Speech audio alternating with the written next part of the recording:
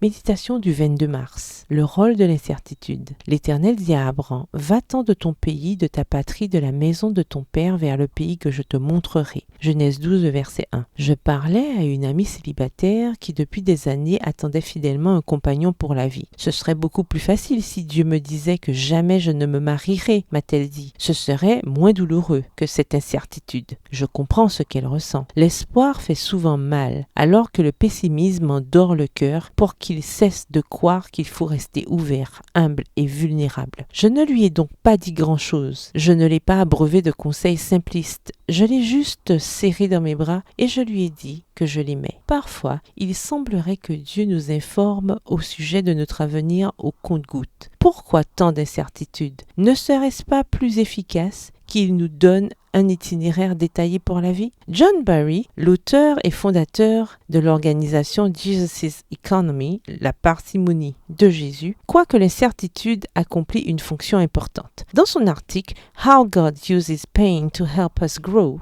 comment Dieu utilise la souffrance pour nous aider à grandir, il dit ceci. Si vous regardez en arrière la vie des prophètes depuis Moïse jusqu'à Élie et Jonas, il est clair que leur vie s'est souvent déroulée dans l'incertitude. Dieu les a conduits dans des lieux inconnus, des déserts jusqu'au sommet des montagnes et dans des villes étrangères. Mais il a été avec eux à chaque étape du trajet. Dieu leur avait donné ce dont ils avaient besoin. Les prophètes devaient grandir et apprendre. Et dans l'incertitude, Dieu a fait que cela se produise. Nous croyons que si nous en savons plus, nous serons plus heureux. Dieu sait que ce n'est pas vrai. Notre cœur, accro au contrôle, dit « Montre-moi et je te suivrai ». Dieu dit « Suis-moi et je te montrerai ». Je reprends. Dieu dit « Suis-moi et je te montrerai ». Dieu utilise l'incertitude pour décoller nos doigts engourdis du volant, pour nous rappeler notre totale dépendance envers lui. Abraham, Joseph et David ont affronté des périodes de grande incertitude, même après avoir accepté l'appel de Dieu. Paradoxalement, à mesure qu'ils cédaient plus de contrôle, ils trouvaient plus de paix. Ils se sont soumis à une vie d'incertitude avec une seule certitude, la présence de Dieu.